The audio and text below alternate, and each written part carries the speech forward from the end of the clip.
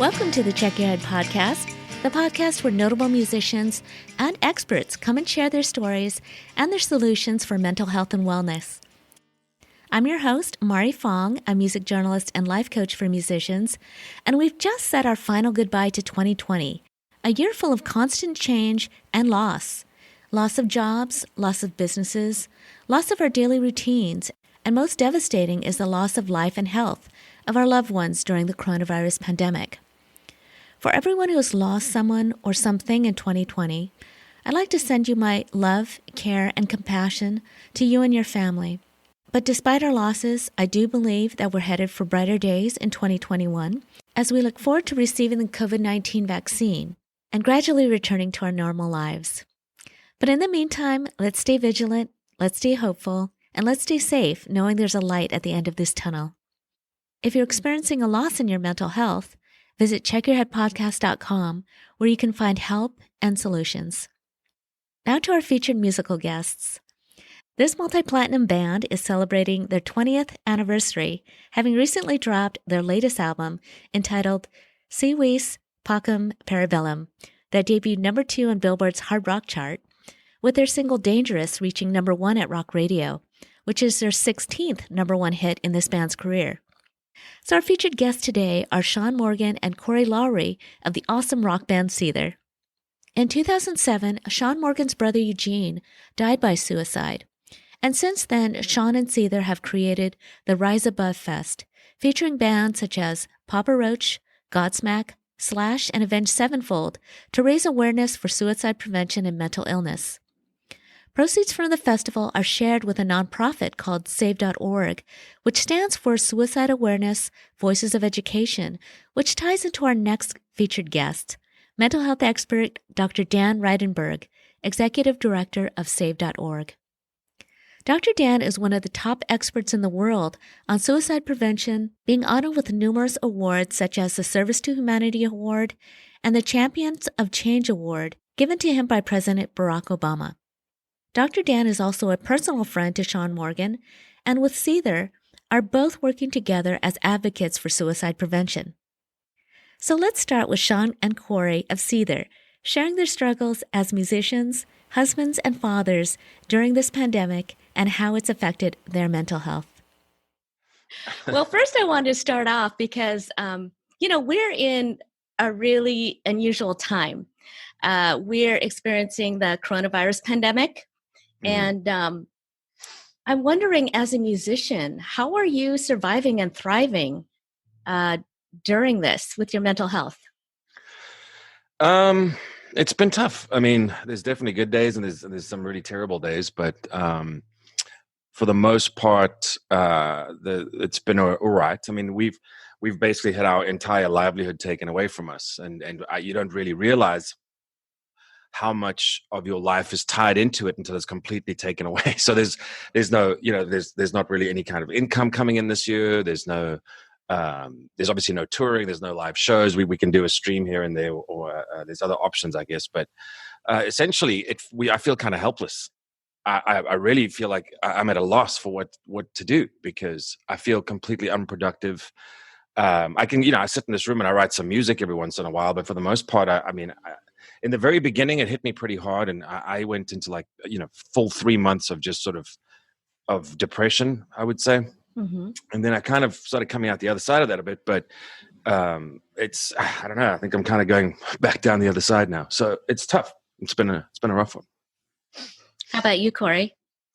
Yeah, I mean, you have good days and bad days. The first 2-3 months of this, it was just like, it's devastating, because you're like, wait a minute, we have a record that we're going to be putting out. We're excited to tour. We love doing our jobs, and that's taken away. So it's like, and we don't know for sure exactly how long. And, we just did a live thing a couple weeks ago or a week ago or so. And it was just so good to see the guys, and we cooked dinner together and got a chance to hang out and be normal for a second.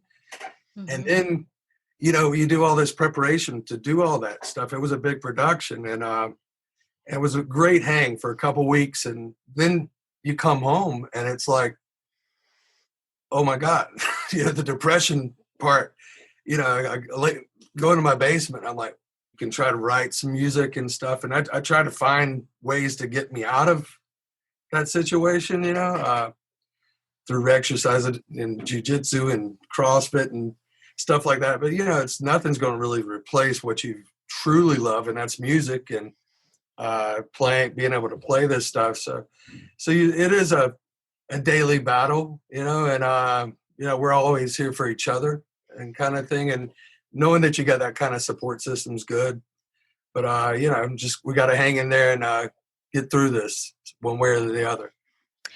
Yeah, I, as a fan, and I'm sure as a musician as well, just that exchange of energy that you get from a live show, you feel it on stage when you feel all the love and support and you see all the fans singing your songs.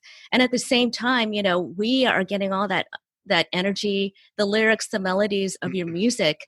I mean, that is so healing, and it's just like such a great time that oftentimes I am just on a high, probably for a week or two, going to a great show.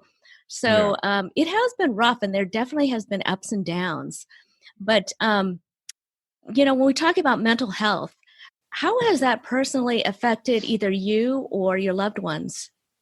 I think it's taking, it's definitely taking a toll on my relationships with with my wife, for example. Some days are real good and some days are not. The being trapped inside all the time thing. I used to be okay with it because I'm not really a very sociable person, but even I'm now getting to a point where I feel like I'm trapped, and I feel like I'm completely treading water all the time, just trying to keep my head above the water. I've basically lost a bunch of motivation for a bunch of things. I mean, I find myself completely unmotivated to do anything half the time. Yeah, it's kind of a weird place to be in. It's a really dark place to feel like you're in. You can bring into the whole conversation the role as well of men as traditionally not, and this, I don't care to get to devolve into some sort of discussion about the gender roles in society specifically, but in this house, for example, I'm the provider, and I know Corey's the provider, I know Dale's the provider, I know John's the provider. So we're all the providers for our families, and we are provider, protector, and parent and partner. But you take away one of those fundamental blocks, and it really does make the house quite fragile. It puts the foundation on a bit of a rough ground. So yeah, it's been a rough time.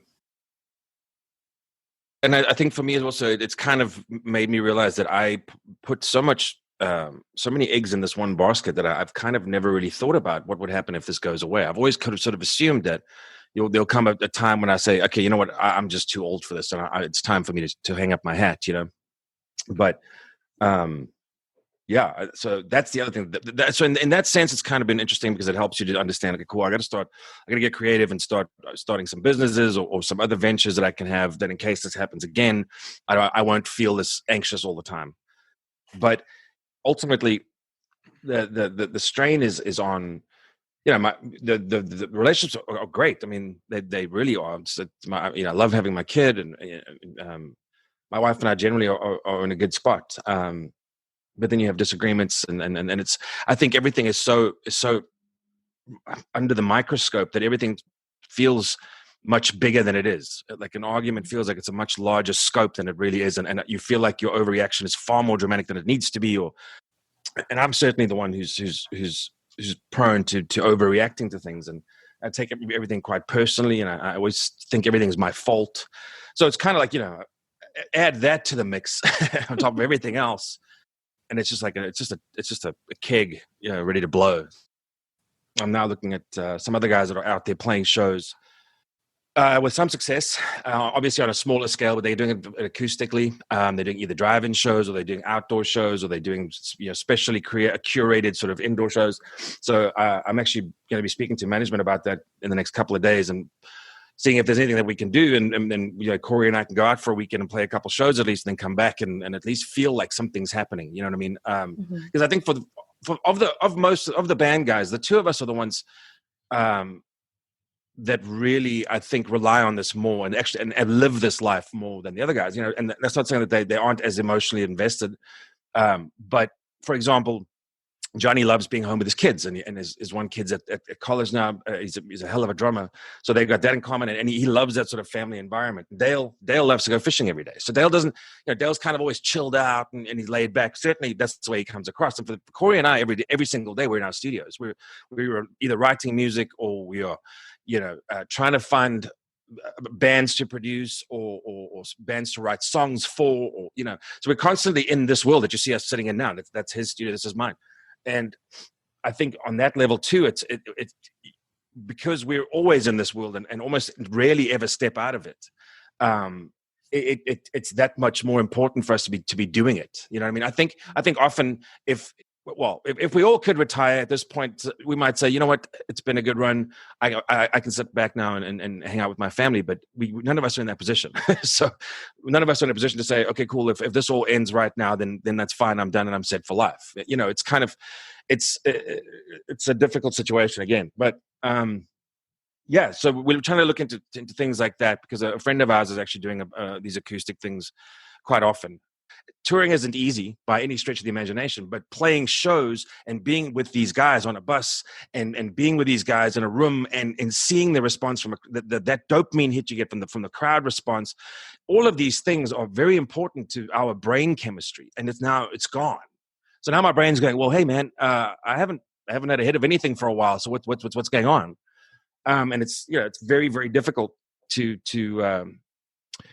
recreate those kinds of chemical reactions when you're sitting at home in your studio. You know what I mean? No, I absolutely know what you mean. And, it's tough. And, there are a lot of ups and downs that come with this pandemic. Speaking about your music, you have the song Rise Above This, which you wrote sort of an ode to your brother. Yeah. And beautiful, beautiful song. And from that came the Rise Above Fest, which is all about suicide prevention and about donating part of the proceeds to an organization called SAVE. Stands for, what is it? Suicide Awareness Voices of Education. Okay. Right. And, I think it's really important. Thank you so much for speaking out about your brother and also, doing this in honor of him. Yeah. But I think it's important to know the effect of what suicide can do to families and loved ones. Can you kind of, express to me how that affected you, your feelings when that happened? Well, I basically hid out that in the bottom of a vodka bottle for, the better part of 3 or 4 years and did all the drugs under the sun. But a real physical response was it actually broke my dad's heart. Like his one of his ventricles stopped working completely. He had an artery that was one of the arteries, or I think it was an artery, not a vein, going from his heart.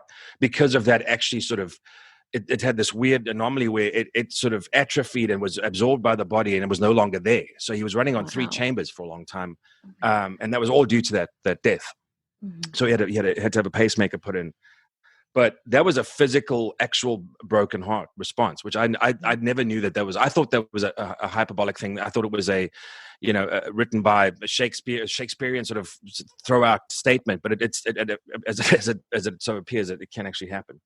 For me, it was just he was on the road with us, and it was just we flew home when had the memorial service, and we were back working in 2 weeks because I needed to be busy. I needed my mind to be busy, and again, honestly, it wasn't so much about being busy as it was about being numb, and I did that for a long time, and many times when I should have probably died myself through excess. But so after those 3 or 4 years of complete devastation, just moping around, I just had the idea that I think we were even sitting in some little place in South America or something. I think we were on a tour there, and we just happened to be talking to all the guys. We was like, hey, we should do something in this for suicide awareness. And we set up the first one basically took about a month to set up, and that was it. We didn't have much time. So it was kind of a throw and go situation. We had some bands that we knew that were in the area, and we asked them if they would all just take that entire, or whoever was in the area, could they all come and play that particular night. We had a friend do lights for free. We had somebody do the sound for free. We did it at this little outdoor amphitheater in Guilford, New Hampshire. And it was pretty successful for something that was barely advertised, and it was kind of just sort of thrown together quickly. We ended up having about 5,000 people, and we considered it quite successful. And then we a stage at Exit 111 Festival, which was really, really gracious of those guys to give us that platform. And we had a tent, and we have Dr. Dan, who's like the crusader of suicide awareness. He lives and breathes this stuff. He's a truly wonderful guy, and he's the head guy over at Save. And he's really passionate, so it's really easy to keep something, the momentum for something like that going, because his passion drives so much of his, as much as mine does, for different reasons. And we were supposed to then, that was last year, was at the stage. So this year was supposed to be the launching year of our reborn Rise Above Fest here in Nashville, and of course now that's been put on hold. But the really cool thing about it is it's I believe the largest gathering in the world for suicide awareness. That's a rock show, and it's the whole idea is that it's about positivity, and it's about the fact that if you feel like you need to speak to somebody, you should just speak to somebody. And I mean, I read a thing the other day, or it was actually today. It's like, I'd rather have a difficult conversation with you than go to your funeral. You know what I mean? And that kind of stuck with me. I read that today, actually. Well, I've talked to other musicians and who have gone through mood disorders, depression, and I could think of one in particular. She said, "I was so thankful that my bandmate came up to me and said, 'What is going on? I know that you are not feeling the way that you normally do, and you're not acting the way that you normally do,' and had that difficult conversation." And she said, despite the fact that it was uncomfortable at the time, she says it probably saved her life. And I think it's important sometimes to really get into someone's face and just, see what you can do. But, through all of the experiences that you've had, and I'm sure knowledge that you've gained through, through all of this, what kind of advice would you give somebody if they did approach you, saying, "I am having suicidal thoughts"? It's tough. I mean, Corey and I also have different perspectives on our kids currently. We have, I have a 3-year-old. He's got a 13-year-old. So I think, my 3-year-old's been back at daycare now for a month. So she was definitely, acting out. She would have lots of really angry, emotional days. And I think she was missing the social interaction, even at 3. You know what I mean? Even as someone as young as that, she could tell that being with mommy and daddy every day was just, it's not cool. It's like, it's great, but it's also, I prefer these other little kids that I can run around with and we can play on the swings and stuff like that. So in those days, for example, and I'm not talking about somebody else, but in those days, we'd have to say to her, like, why are you so angry? What is wrong? How can we make you feel better? Because, and she really had just started. This was before she turned 3. So she turned 3 in July. So this thing started. We basically kept her out since February. So this was a good 6 months of her being home with us. And she's in that time, her vocabulary exploded, and she became this little person. And she's like this really cool little kid. And now towards the end of it, it's easier to have a conversation with her. And she can say, "I'm sad, I'm mad," and then she'll try and explain to you why. But in the beginning, she couldn't. She couldn't tell me, she couldn't vocalize what the problem was. And I knew it was something, but I didn't know how to help. Now, as far as if somebody that's an older person comes up and says, "Hey, that's the thing. I could be, what has worked for me in the past has been to find my creative outlets and to use them. But my motivation is at an all-time 0 right now. Because I'm sort of in a trough right now as far as depression goes. And my advice would have been in the past, like, yeah, go ahead and do something that you love. And it's like, well, if you don't love it anymore, it doesn't help. It doesn't, I really enjoy writing music in this room when I know I'm writing for an album, and then I know I'm going to tour that album afterwards. And I know that's kind of a process, and it's kind of a cyclical thing. And now that's gone. So I don't know what I would say at this point. I think it's probably good to speak to somebody about it. I mean, it's very difficult to just sit and sort of hold everything in and not feel like you want to explode. So I in the past when I was, now I feel like I was almost cavalier about it when I said, just what you got to do is you got to find a positive outlet that makes you feel good. And, and then you find yourself in a position where you're like, well, that positive outlet for me, it doesn't even feel that positive anymore. But what I just, I just kind of just hold out hope for the future. Because look, all of this eventually will end. We know that. We can't all be trapped at home forever. And if, I'm just so sick and tired of it. I'm getting to a point now where I'm just angry more than I'm sad. You know what I mean? And it's sort of shifting from woe is me, self-pitying, dreadful depression into more of a defiant anger where I'm like, I've had enough. I've had enough of this. I can't do this anymore. Mentally, I can't do this anymore. And that's been a real turning point, because it's kind of a scary thing to think, is I'm getting to a point where I'm feeling like I'm at my wit's end as far as how much I can take, how much of this this mental anguish I can continue to take without, snapping. Again, maybe speaking about it, or maybe writing it down in a journal type thing. I think that the main thing is getting it out. That's the thing. It doesn't have to be through creative. It could just be, you could just write down, "Dear diary, today I feel like crap." And even that, and I might take my own advice on that for a change. But it's kind of like, even just this talking about it, I can tell there's a whole bunch of stuff that wants to just come out. We do the best we can. I think trying to provide a foundation, speaking of our album title, if you want peace, prepare for war, you got to build some confidence within yourself. It's very tough when you're by yourself at your house. Confidence is built amongst other kids. And that's the scariest part today, is when you lock them in a room and say, no more school and no more this. And when they go out and they're hanging out with their friends, just like us, we build confidence. Okay, I'm going to try to be the best I can today, and I'm going to try to do this for this person, and try to help out in some type of way. When you're not allowed to do that, your confidence level falls down, and then you get into depression. It's this downward spiral.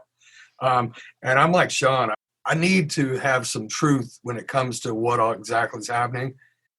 I can't live in fear. I'm not really good with fear. Growing up, I grew up super fast. I want my daughter to grow up super slow. You're a kid this long, and you're an adult your whole life. So I want her to enjoy, and think about that. There's going to be a year or two for all these kids that was taken away from them.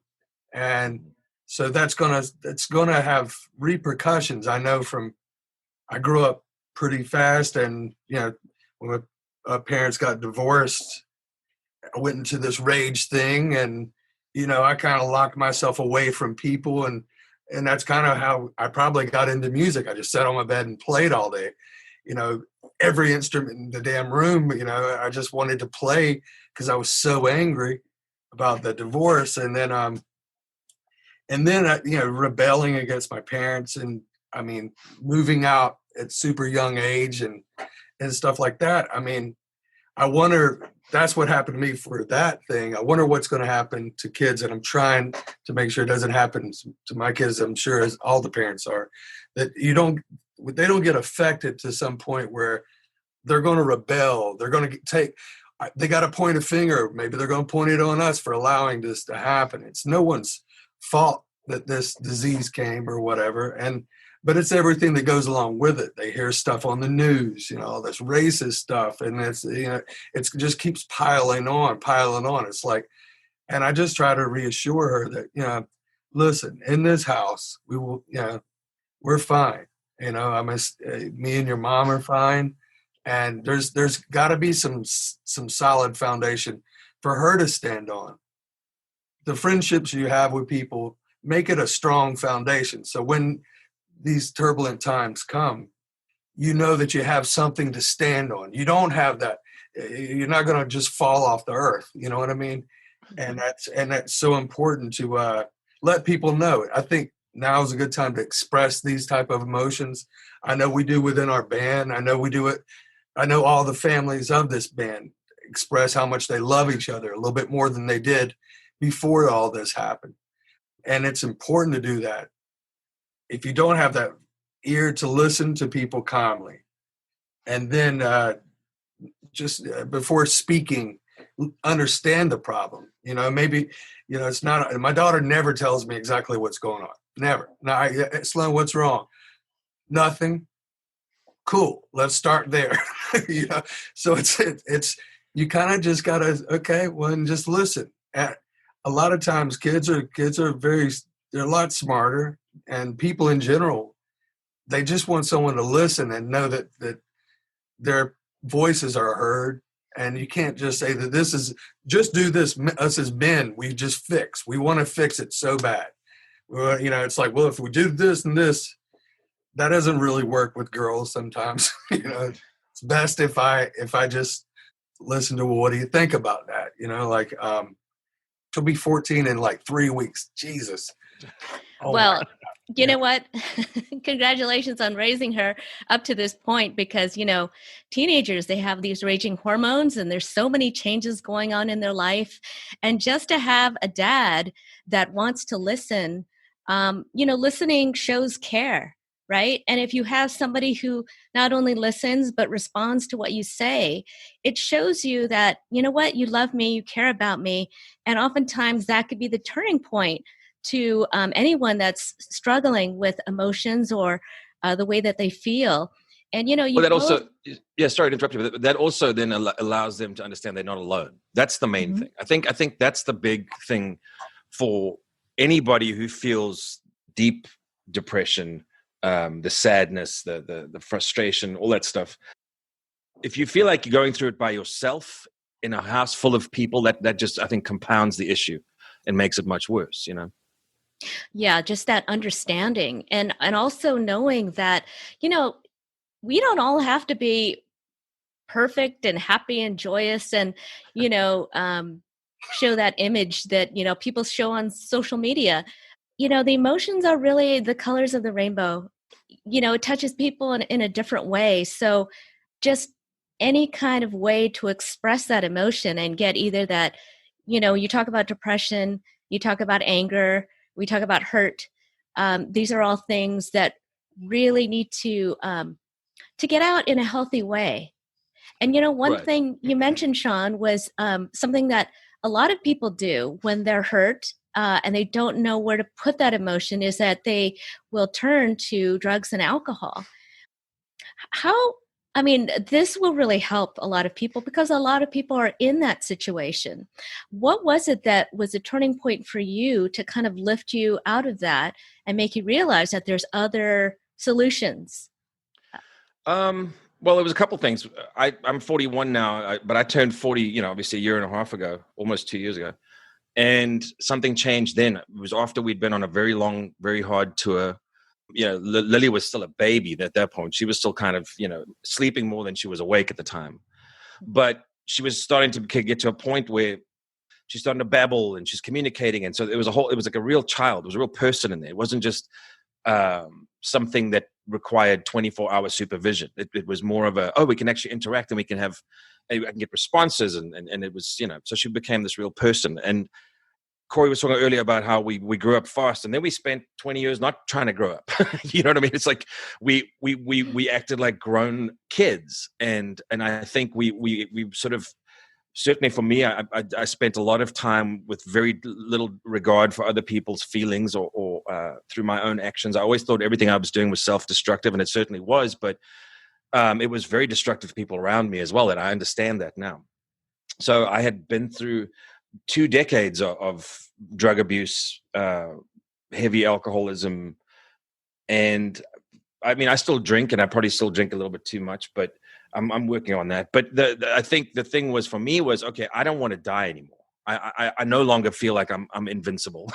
I'm not invulnerable to the effects of these things the poisons that I'm putting in my system all the time. So with that, it was something about turning 40, and it was something about the kid. She's getting older, and she's just becoming this real.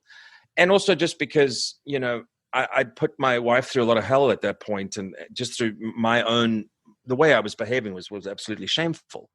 So all of these things I came to realize, okay, for a large part of my life, I didn't think like I deserved anything good. I didn't feel like I was allowed to have nice things, or that people, I didn't feel that people actually loved me. I thought it was more that they were just saying that so they could have the lavish lifestyle that they otherwise wouldn't have. You know what I mean? It was kind of, I've always waited for the other shoe to drop, and it's a really strange way to live. But it's because when I was younger, my childhood wasn't very full of love and bubbles. It was my dad never said he loved me, but we knew he did. But he was, I think for Corey and I both, we come from households where positive emotion was a lot less evident than there was more of the negative stuff. Like my dad was more focused on his reputation about what I was wearing, or if I was seen smoking a cigarette, all hell would break loose. So, he was really concerned about that type of the way people thought of him in the neighborhood, basically. And he didn't want to have the loser kid. Then my mother, who when they divorced when I was really young, but she was always just about telling me what a bad person I was and how terrible I am. And really would, if she did something that was heinous to me, then she would give me the silent treatment until I apologized for her for being offended to what she did to me. You know what I mean? It was this weird sort of, so emotionally, I come with very, very few tools to handle any of this stuff because I was never taught any. But I also know that I know what they should look like, but my knee-jerk responses to things are still the way they used to be for it.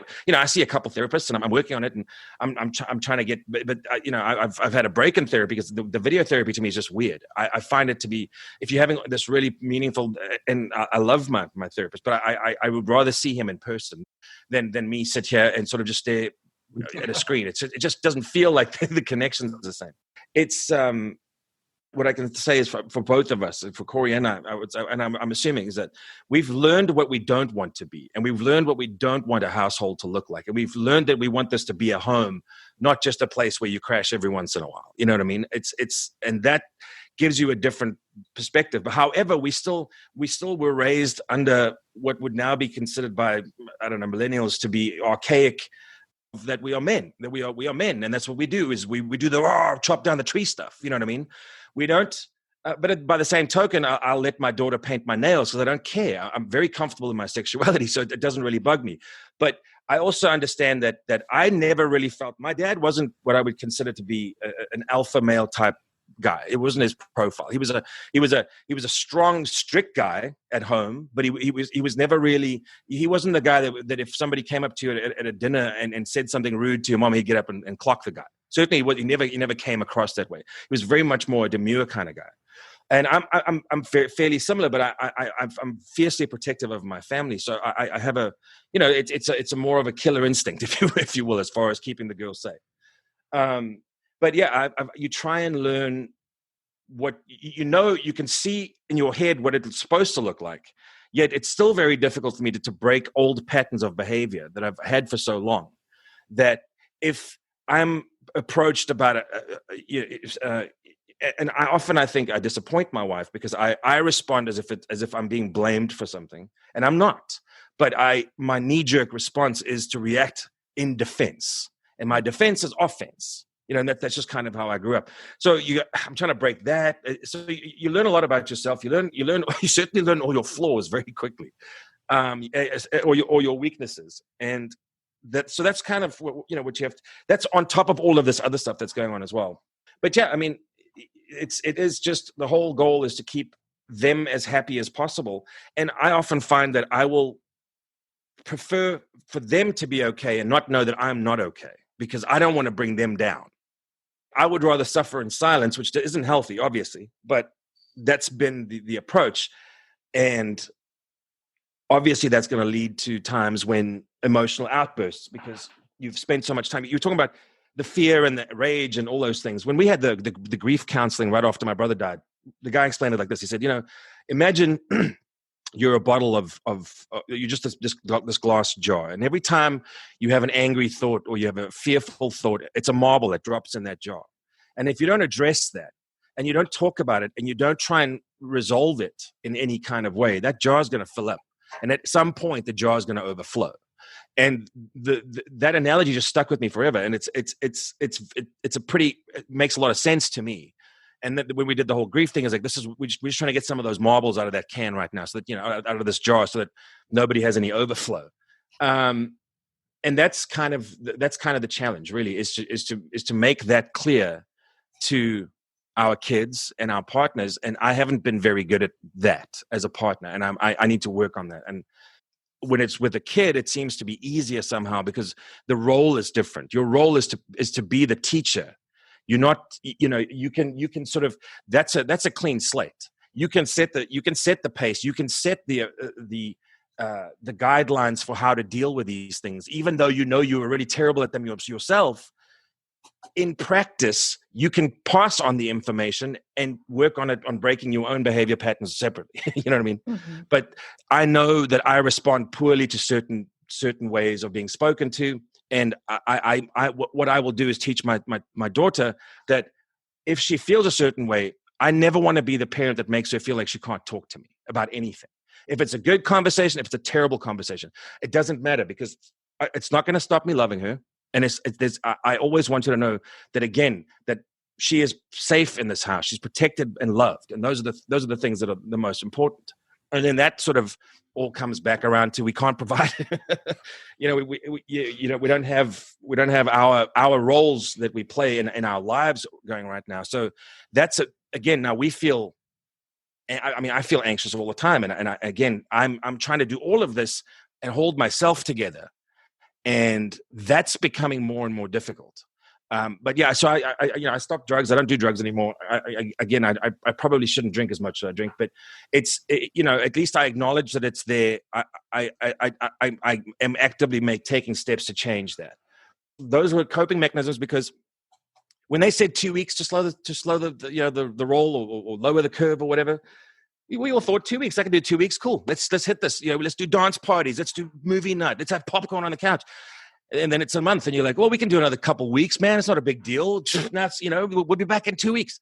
And then it's no. Now it's another 2 months. And then you start going, well, we've built every single puzzle that is available on Amazon at this point. We have a stack of puzzles that we bought. We have played every game. We have, we've opened every bath bomb that's got a little toy inside. It becomes, now it's no longer just a distraction. Now it's becoming almost like a desperation thing to find things to stimulate you. I think what I would love for our leaders to know is that while they still get to go to work every day and reign over us as Lord Supreme, I just feel like there's a real human consequence here, and you've seen that in spikes in suicides, child abuse, domestic abuse, animal abuse, like drug addiction, drug overdose, Mm-hmm. alcoholism. You've seen all of those spike because everyone's just desperate at this point. It's no longer just entertain yourself for a couple of weeks. It's now, I'm desperate. I don't know what else to do. Well, yeah, that's the challenge, is really being able to dig deep and find, like, how are we going to accept this and possibly do it for the long term, but until it's safe for our families to be outdoors. I just wanted to say that, Solutions is part of the podcast. If listeners want to go to checkyourheadpodcast.com, we have all kinds of resources, often free and affordable, that like telehealth, online support groups, places where you can call if you need to talk about and vent. I mean, venting is really important right now because there is a lot of frustration, right? Sometimes you just want to go, oh my gosh, I just want things to go back to normal. But Shaun, thank you for mentioning counseling as one of your ways. And also, like, the self-awareness and constantly working on your relationships. Corey, what are some of the things that you've been doing to kind of as solutions to get through this and for your mental health in general? For me, it's it's music. Through music, we are allowed to you provoke emotions, and I love one of the greatest part about Shaun's lyrics. I love his lyrics he's truthful, So I think when we're on stage and I'm looking at the crowd and they're singing every word, I mean, they're expressing themselves. They're getting it out. That's not happening, and so like he was saying earlier with the endorphins. I have to find I'm more of a self-inflictive kind of guy. So that's why I do the jiu-jitsu, and I actually hate it. I mean, to be honest with you, it's not cool to get smashed on for an hour, like choked out. I've got so many small injuries going on right now. Like before we did the live thing, my hands, I couldn't even make a fist. So I had to stop jiu-jitsu for like 2 weeks before we do it, before we go, just for my hands to heal. It is a love-hate relationship, but in that moment when you were out of breath and in that struggle of fight or flight, it's self-inflicting, but at the same time, it's exercise. I call it exercise, and it's the only thing that's kind of, when I walk out of it, I'm calm. I think when he told me he was going to therapy, I looked at him as if he was brave and had courage to do that, where I'm over here trying to do jujitsu and stuff like that, deal with my own way. No one likes to go to the doctor. I go to the doctor if I have stitches, and I need stitches. And even then I'm looking for duct tape or something to close it. So, no one wants to. And this is our outside. No, our inside, our physical and our mental. It's just so important. It should be a thing of honor to say, hey, I'm going to get some help. And everybody said, man, that's awesome. My family, we've gone through some stuff like that. And you support each other. It takes courage to do this. Have the courage to do it and support the people that want to do it without putting this weird thing around them, like something's wrong with them now, so you can't hang out with them. Kids can be cruel, stuff like that. These days everybody's waiting for, there's a weakness, let's point at it. And we got to get over that. We really got to get over that and kind of get back to helping each other. And when someone is down, if I need to do jujitsu, Shaun's not going to make fun of me for, maybe I should be made fun of a little bit, but he knows that's what helps me, so that, he wouldn't make fun of me. What things that are going to help him, things that would help Dale. Fishing is therapeutic for him. Probably that's why he's fishing 24/7, Johnny, like everybody's got their thing in this band that helps them get through it. I think we all kind of did a little thing trying to share with you guys what's going on with us. How are we able to get through it? And, but if people do need professional help, that takes a lot of courage, and you should be lifted up and into a place of, wow, man, that's real powerful of you having that courage to do that rather than anything else. Well, that's that's great that you say that, because it kind of ties into the slogan of the podcast, which is be brave, ask for help, and be persistent in finding the mental help that you need, because everybody does have their own solution, and it's not a one size fit all, right? Everybody finds what is going to help them, whether it's therapy or listening or medication or jujitsu. And, we all kind of have to, see what's going to work for us, and also, try to help our loved ones.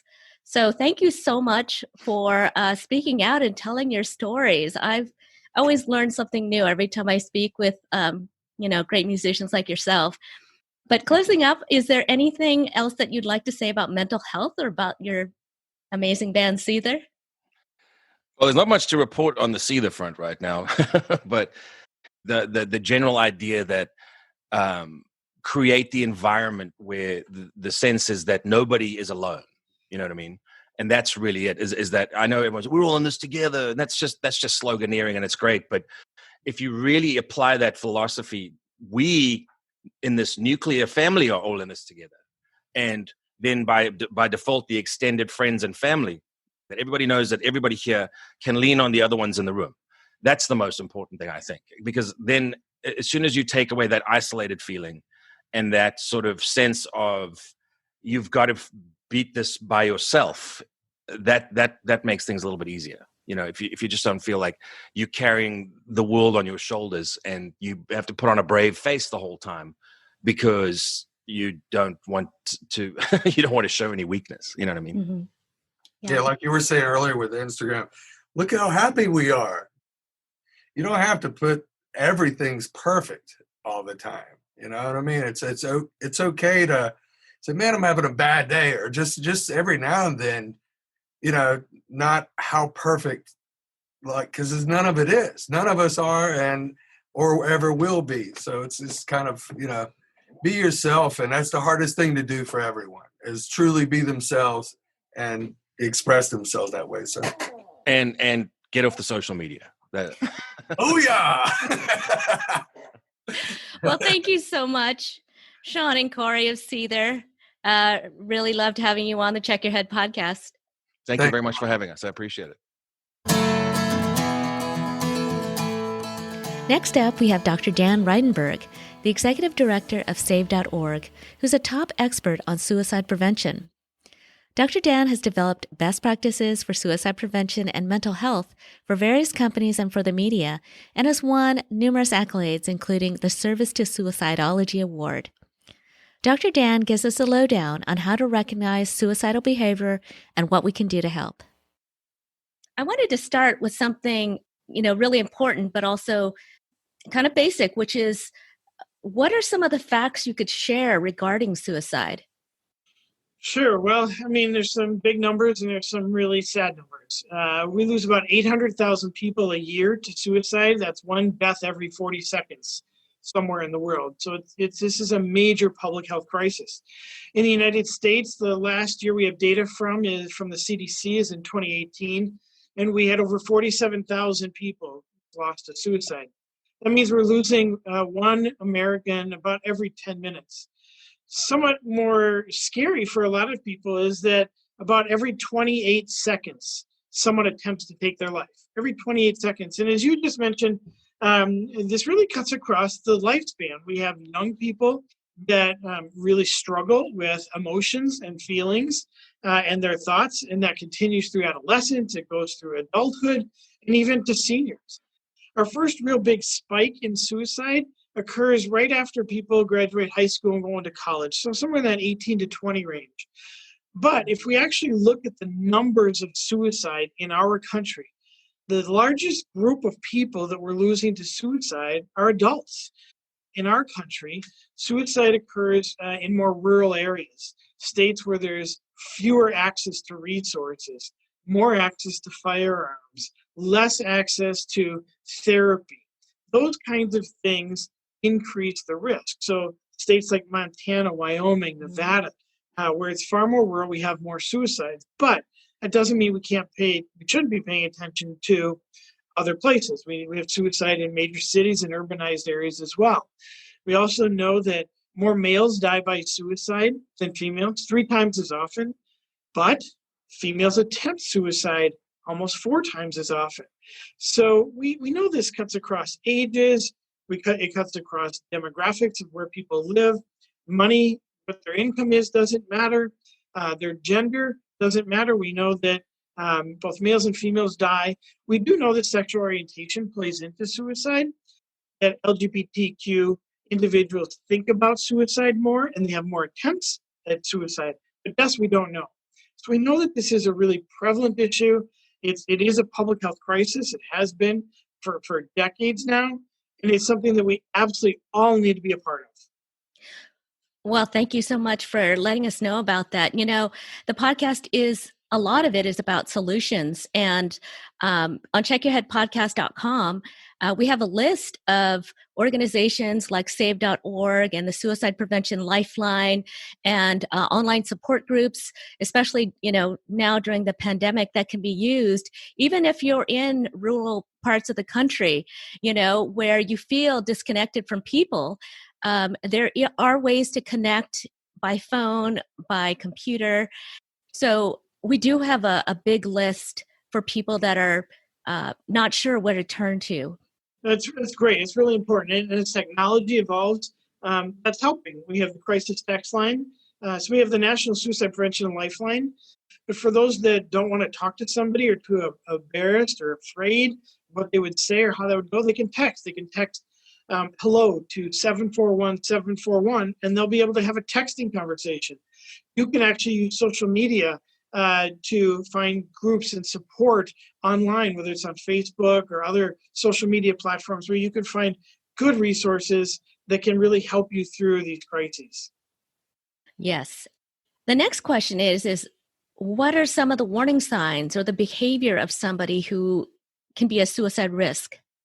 So we know that there are risk factors that put people at greater risk of dying by suicide. Some of those risk factors might be family history of mental health issues, family history of chemical health issues, family history of suicide. Risk factors are if somebody loses their job or gets kicked out of school or has legal problems. These are things that put people at greater risk of suicide. Conversely, we have what's called protective factors. And protective factors are those things that are like buffers. Those are things that help keep us from going down that path. So a protective factor might be, for example, connections to family, connections to faith, connections to your community. All kinds of connections make a difference. If you have good access to medical care and good health care, that's a buffer. So we have these things called risk and protective factors. But as you mentioned, we have warning signs. And warning signs are a little different in the sense that these are the things that we know that people that have died by suicide have done in the past prior to their death. The ones that are most important that we pay attention to are, number one, anybody communicating their intent to die. Now, most people don't just come out and say, I'm going to go kill myself tomorrow at this time, at this place, and this is how I'm going to do it. It's often far more disguised than that. It's far more indirect. It might be a statement like, my family would be better off without me, or my team would be better off without me, or I'm just a burden on everybody's plate. Those kinds of statements are suicidal kinds of communications, and we need to pay attention to those just as much as we do those direct statements that do happen, just not as frequently. So anybody communicating their intent is a number one warning sign. Now, the second and equally important warning sign has to do with looking for a way to die. We know that those people who died by suicide looked for a way to die. They might have searched online for methods on how to take their life. They might have gone around their house and looked for whether it was a weapon or was something sharp or a rope or a place where they could do this. They might have looked for medicines that they could take. All different kinds of ways to die by suicide, of course, but they somehow searched out and looked for a way to die. So if we have any idea, any inclination, any observation of somebody communicating their intent and looking for a way to die, those are the two primary warning signs. The next set of warning signs that we really want people to pay attention to are statements. Statements that somebody might make, such as, I feel like I'm just a burden. There's no hope for me anymore. I don't really have a future in front of me. There's no purpose for me to be around any longer. I feel really trapped by everything, and there's no way out. These kinds of statements, combined with some of those risk factors, not having enough protective factors, maybe a mental health issue, maybe some other problems in their life, that's when we know that these warning signs really, really set off a triggering set of events. Okay, so one of the other things that I wanted to get your thoughts on is that oftentimes, there are changes during our life or physical disorders that could cause depression or can cause changes in our behavior that, can lead to suicide. I know like in the teens, there's a lot of hormonal changes that can happen even later in life. And then, physical disorders like thyroid disease that can also trigger depression or anxiety, heart disease. And so people should also consider that if they're going through something physically, a physical change, that it could also affect their mental health.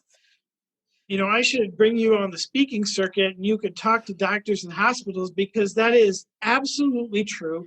And one of the main things that's missed, not just by the general public, but by primary care physicians, nurses that are in clinics and in hospitals, is that we don't recognize often enough, quick enough, or in ways that we should be asking about are medical conditions that can impact on our mental health.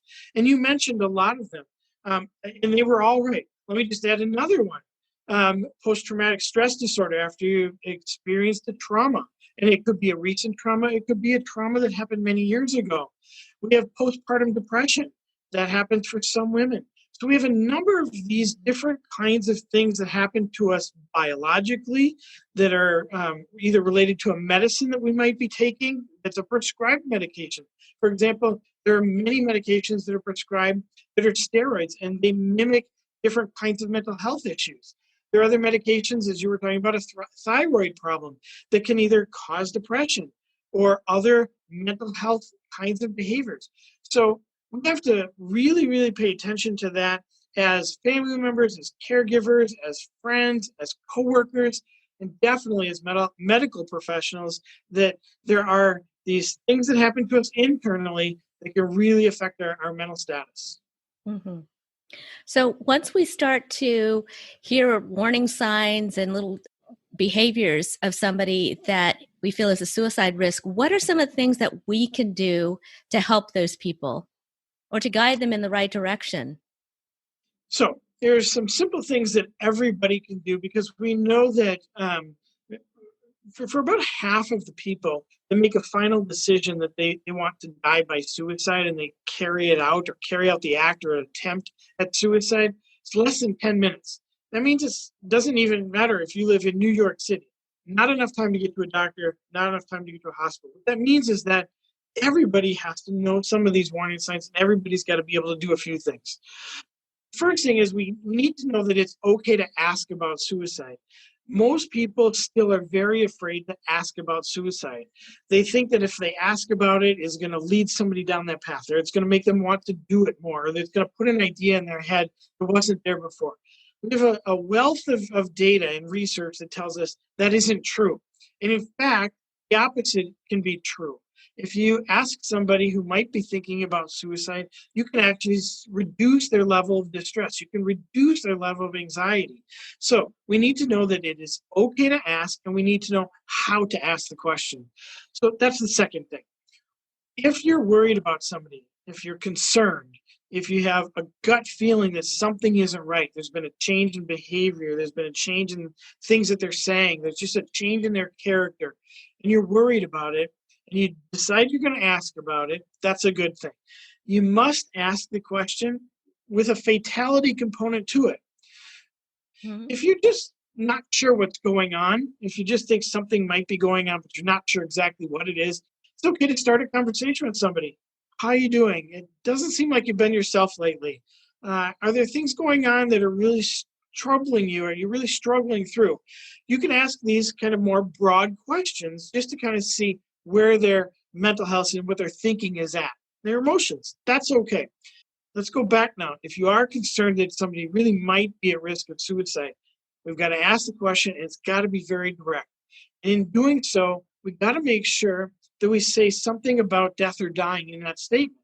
And the reason for that is if somebody's actually thinking about death or dying by their own hand, if we don't ask about that, we're going to miss where their brain is at.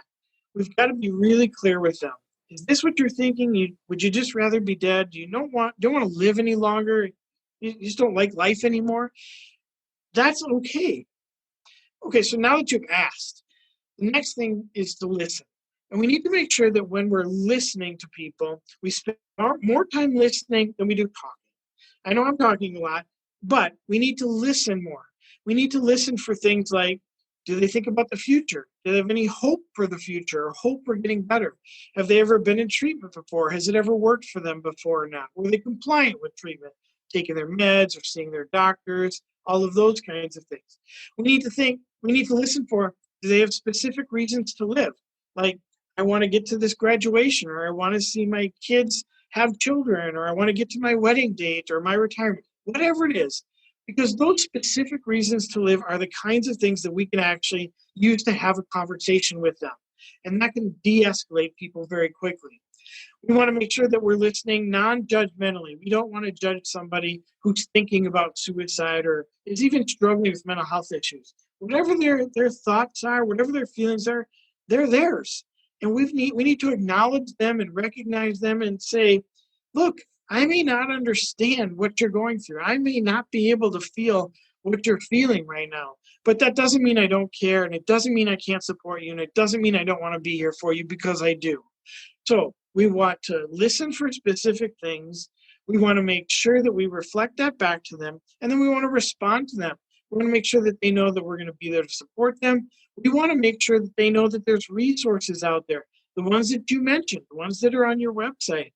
Those are the kinds of things we want to give to somebody who has that tunnel vision, that doesn't know that there are alternatives and options. The more we can give that to someone who's struggling, the the more they're going to believe in us, and the more that they're going to want to have a conversation with us. Now, one more thing that's really, really important here. If you're having a conversation with someone and they're really struggling, and they may say, I've thought about it. I wouldn't ever do it, but I've thought about it. And they're talking about suicide, make sure you don't leave them alone. We know that if you leave somebody alone that just discloses this and you say, okay, this is really important. You and I need to talk about this. Let's meet in an hour. Let's meet in 2 hours. Tragically, sometimes that 2 hours is too late. And it increases their shame around this when you put that off. If somebody's talking to you about a life or death kind of thing, it's no different than if they're having a heart attack. You don't say, I'm going to get back to you and perform CPR in a couple hours, or I'm going to get you to a doctor in a couple hours. We shouldn't do that here either. We need to be ready to say, look, if that's what you're thinking about, we need to talk to somebody else right now. Let's get you to a professional. Let's talk to somebody at the National Lifeline. Let's get you connected to somebody. I'm not going to leave you alone until we know that everything's going to be safe. Those are really important things to do if you know somebody's at risk of suicide. Yeah, and I want people to know too that it may not even be a loved one that has care and compassion for you. It could be somebody in a support group, because there are people out there that feel like they don't have anyone, that they can depend on. But people do care out there. And I do think that those questions show care and compassion.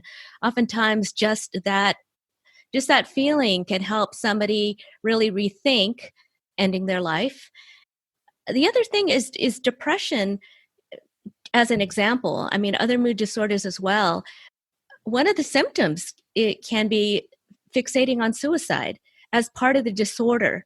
So if somebody is going through that and is scared that they're thinking this way, it's part of the disorder.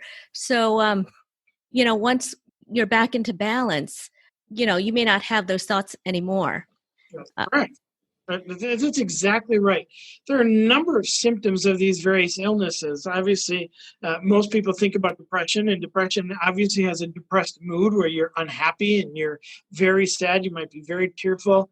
You might have physical symptoms such as you don't want to eat, or you eat too much, or your sleep is off. Either you sleep too much or too little, or it's very distressed kind of sleep. You might have no energy. You might have no drive, no interest in anything any longer. You might not enjoy anything longer, but you're exactly right. Some people that live with depression do think about suicide. It is one of the symptoms of it. Not everybody does, but some people do. We want to check things out. We want to make sure we're asking the right questions and keeping people safe and getting them through the crisis. And most of the time, it is true that anybody can be a support system. Well, one thing that Shaun mentioned when he lost his brother Eugene to suicide was that I'm sure there's like an aftermath of emotions that come with that, along with, of course, incredible grief. There could be guilt or remorse. I could have done something. And he mentioned that he went through grief counseling. Can you tell me more about grief counseling and maybe what you could say to somebody, if they're feeling any guilt or remorse about losing a loved one to suicide? Yeah, so this is one of those really kind of tricky and sensitive things. In our country, we don't deal with death very well. We don't really prepare people for it. We don't do a lot to support people through it. You have this grieving period that's kind of an active grieving period for maybe a week, couple weeks, maybe a month at the most. And then, yes, you grieve with your family for maybe a year, but then it's time to move on. That's really kind of pretty standard thought for most people. And yet we know when it comes to suicide, there are some things that are similar in that and some things that are very dissimilar in that. Suicide occurs most often in the homes. It doesn't most often occur in hospitals, as most deaths do. Suicide involves a violent act and can be very traumatic to see, which is not something that most people experience when they experience seeing somebody who's dead and deceased. There's lots of unfinished kinds of unresolved things that happen that don't necessarily happen with other kinds of death. It can be very sudden and unexpected, opposed to some other deaths that people know might happen. So there's similarities and differences there. The main difference is for people grieving a loss of a loved one to suicide. And I have personally experienced, I lost a cousin of mine. I lost a very close friend of mine to suicide. So I kind of know this from a lot of different perspectives. When it comes to suicide, there is this unending why that other deaths don't have. Suicide loss survivors live with this why that doesn't ever go away. Coupled with that is, as you mentioned, guilt and shame. There isn't guilt in other types of death, but for suicide, guilt around how come they didn't call me? How come they didn't reach out to me? Was there something I did before that prevented that? They tried to call me and it was the middle of the night and I just figured I'd get back to them in the morning, but I had no idea this was going to happen. The last conversation we had didn't go very well. Is it my fault that they decided to die? All of these things are reactions, responses, emotions, feelings that come about after a suicide loss that in grief counseling, we try to help people through and help them understand about suicide and how different it is. Well, Shaun mentioned that after his brother died, that he sort of went through a period where he wanted to shut down those emotions, which is so difficult to deal with. But he used drugs and alcohol, which of course got him into trouble with drugs and alcohol. But with the counseling, it's like a healthy way to get those feelings and emotions out, and doing it in a way which, hopefully we can get beyond some of the grief and kind of get back to life and have a healthier perspective on a really terrible loss. Yep. Males tend not to be willing to talk and be open as we would like them to and need them to be when they're grieving. So yes, we do see people turn to alcohol and prescription meds to get through the pain. What happened to Shaun and with his brother is a horrible tragedy that has taken Shaun in different directions, not only personally, but professionally, obviously, with the band, with the music that he's written, with the concert and the event that he started, the movement that he's become involved with. And he's tried to take a really, really horrible tragedy and turn it into something positive. And that's not positive that his brother is gone, because he would do anything. He'd give it all up to have his brother back. But he wants to turn it to a positive so that nobody else has to suffer the way that he suffered. Shaun's a really incredible guy, and he has this incredibly huge heart. And he wants people to be well, and he wants people to know that they don't have to go through this alone. And so by creating the Rise Above Festival, by writing his music about this, by supporting fans that reach out to him all of the time with their personal stories or that he meets while he's on tour, this is how Shaun has found a way through some of the grief. But the truth is, it never goes away, and it's always there for him. It's tattooed on his hands. It is part of who Shaun is now. And it is really this legacy that he is leaving in his brother's memory that has become this really huge worldwide phenomenon called the Rise Above Fest. And the song Rise Above is an anthem for suicide prevention and saving lives. I love that song. It's one of my favorite Seether songs. It's got so much heart to it and so much emotion, and just, you could really feel, just the words coming through to you. It is my favorite Seether song. I tear up every time I hear that song live or I hear it through my computer, because I know what's behind it. And what's behind it is Shaun and the loss of his brother. And how hard that's been on him to not get to have his brother in his life any longer, and to think about, could he have done something different? I wish something else would have happened, and how that lingers for Shaun. It doesn't mean that Shaun hasn't gone on and continued to function in his life, and that's a really important message that we want everybody to know, that life does continue on. It's hard. Suicide grief doesn't go away. It changes over time. But Shaun is a really great example of how you can survive through the worst horrible experience in your life of losing someone that close to you in this way, and get others to support you and partner with an organization like Save to say, look, this is horrible. This just sucks what happened to me. I don't want it to happen to anybody else. And if I can do one thing to inspire somebody to say, I'm going to reach out for help, that's what I want to do with my pain. And he's done that better than anybody else in the industry. And if we can all be involved and we can be honest and compassionate with those that are out there that might be struggling, they're going to open up to us. And if they open up to us, it's an opportunity to save a life.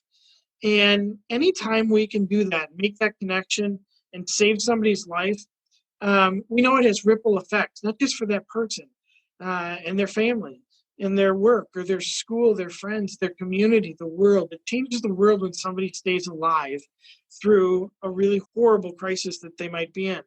And that all just takes a little bit of time and a little bit of compassion and a little bit of willingness to stand up and say, I'm going to be there for you. A big thank you to our featured guest, the great Shaun Morgan and Corey Lowery of the band Seether, and Dr. Dan Reidenberg of Save.org. For more information on Seether, to purchase their new album, Civis Pacem Parabellum, visit Seether.com. For more information on the Rise Above Fest, visit riseabovefest.com. And for more information on Dr. Daniel Reidenberg and Suicide Awareness, Voices of Education, visit Save.org. And we'll close out our episode with a clip from Seether's hit single, Dangerous. If you enjoyed today's Check Your Head episode, share it with your friends and be our friends on social media at Check Your Head Podcast. Leave us a review or support us with a donation at checkyourheadpodcast.com. So until next time, be brave, ask for help, and be persistent in finding the mental help that you need.